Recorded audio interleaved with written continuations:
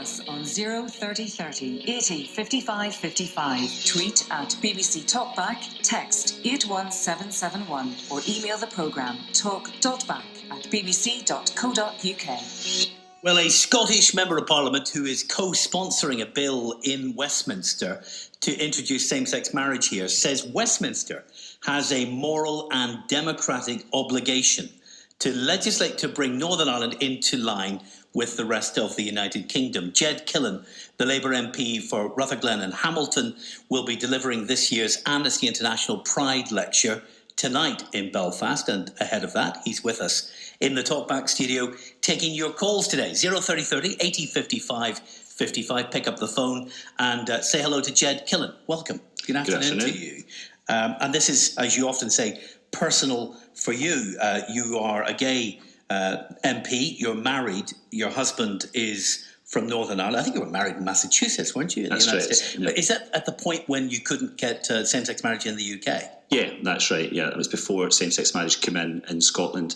But yes, I mean, it's personal for me, of course, but, you know, everyone I represent as well, anyone who comes to Northern Ireland from the rest of the UK would be in a same situation if they were in a same-sex marriage. But, of course, it's personal for thousands of LGBT people who live here in Northern Ireland and find themselves unable to get married to the person they love. And when did you arrive? This morning, or was it yesterday? I came yesterday. So you stopped being married yesterday when you came here, did you? I did, yeah. You're now in a civil partnership, technically? Technically speaking, yeah. Did it feel different? I mean, it is a bit strange. I think because I was coming here yesterday to do this, I was thinking about it probably more than what I usually do. Legally, I suppose there is no real difference, but what you're talking about here is discrimination. This is a discriminatory law. There are no arguments against same-sex marriage that I've ever heard that are not fundamentally rooted in homophobia. Now, that doesn't mean that the people who are making those arguments themselves are necessarily homophobic or believe to be themselves to be homophobic. But the arguments always come down to the fact that LGBT people in same-sex relationships are somehow less equal than people who are in opposite-sex relationships. What about those who make a religious argument here and say it's actually about the definition of the word marriage, that word is defined and should only be defined as a partnership between a man and a woman? They are entitled to believe that. Is that based in homophobia? Well, I think at the end of the day, yes, it is. It still is, because what they're saying is that a man and a woman are more equal than two men or two women. So it is, but they're entitled to their view, and I would defend their right to hold that view. But it's a private view. There is nothing. There's no reason why that should be imposed upon people in a same-sex relationship. If they believe marriage is between a man and a woman, grand. They don't have to marry someone of the same sex. This private member's bill that you are co-sponsoring has its second reading in October, which is going to be an incredibly busy time in British politics, to say the least, in October there and here. Does it have any chance? Are you getting any groundswell of support in Westminster for it? Well, I mean, to be completely honest, private members' bills like this 10-minute rule bill that Conor McGinn has brought forward and Lord Hayward has done a parallel bill in the House of Lords, they are very, very difficult to get through Parliament. They tend to be used as a sort of campaigning tool that gives politicians the opportunity to speak about this issue and get a bit of coverage for it.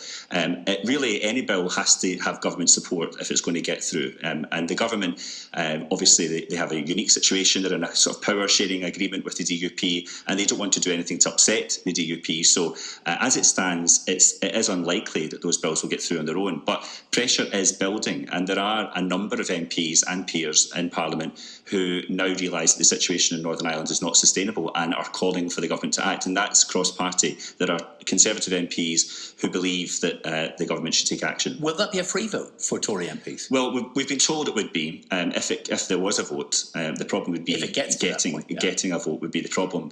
But we have been told by ministers in the past that any such vote would be a conscience vote. But it would just take someone to say object, wouldn't it?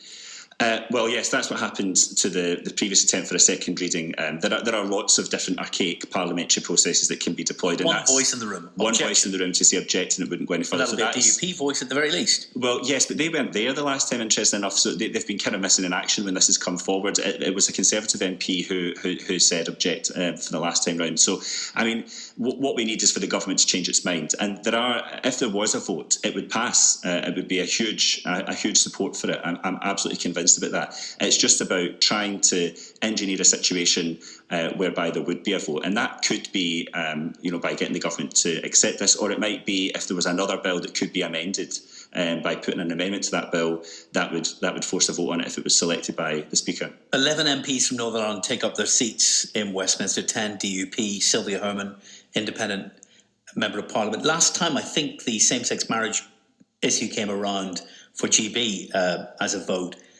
Didn't Sylvia Herman vote against that?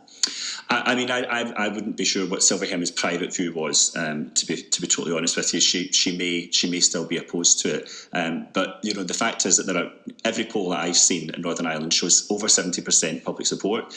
The Assembly has voted for it. There's support for it in the British Parliament. So, as far as I'm concerned, not legislating for this is anti-democratic. I raised that point only to say that, from the perspective of other MPs, if this second reading comes around, when it comes around, they'll be looking at a situation where every single Member of Parliament from Northern Ireland in the room, if they all turned up, would be against it.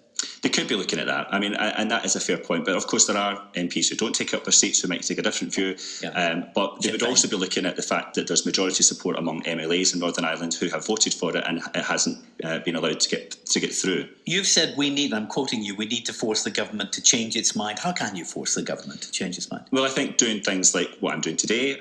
There's other MPs that are doing similar things. I think the Love Equality NI campaign, the Rainbow Project, there's lots of different groups I've been meeting with them this afternoon who are building pressure on the UK government to take action in this case. So we need more of that. It's fundamentally, it will come down to a movement of people out there. Pride and movement like that is what delivers LGBT rights at the end of the day. And Jeremy Corbyn, where is he on this? If the Labour was in government tomorrow, we would legislate for same-sex marriage in Northern Ireland. And he's made that clear? It's been made clear by the Shadow Secretary of State for Northern Ireland. But I think Jeremy may have been asked about it. Why does he never talk about it? Has he made a statement about this? Well, I think he might have done. I've perhaps not seen. I don't believe he's made a statement about it from the ballot box. As a Labour MP, you would have noticed. I probably would notice. But then again, there is a lot happening in Parliament at the minute, as I'm sure you'll appreciate. Peter's in Belfast. Welcome, Peter. You want to have a word with Ged Killen, the Labour MP who's co-sponsoring this bill? Go ahead, sir. I just can't understand why every day of the week we're hearing the same thing, same two stories about gay marriage and marriage language. Well, because we don't have a government, Peter. Yeah, but we don't have a government for two reasons, because of the two stories of marriage language, which isn't life-threatening, and which is gay marriage, which isn't life. There's a lot of more things out there that are life-threatening, and those two subjects is stopping people from getting medical treatment, stopping other people from getting benefits, stopping a lot of stuff. So why don't we get back to, why is nobody not taking the ones to court about not getting paid and not doing their work? As I say, those two things, you can speak anything honest, but it doesn't annoy me. People can have their choice of lifestyle as well. But every other story in the BBC at the minute seems to be the two subjects. Well, the BBC doesn't determine what the issues are that are keeping Northern Ireland from having a government, Peter. Well, what do you think is more important? Talking about those. Well, I'm not here to express a view on what I think is important. I'm saying these are the issues that our politicians have given to us. This is why we have an impasse. No, that's politicians that certain one says we need to get back to where people need help. People need everything but those two things. I mean, what about the rest of us? You're talking about 4 to 5% of the community. What about the other 96% of us? Do we not entitled to get what we're entitled to? Why should we be hounding around some playing two subjects?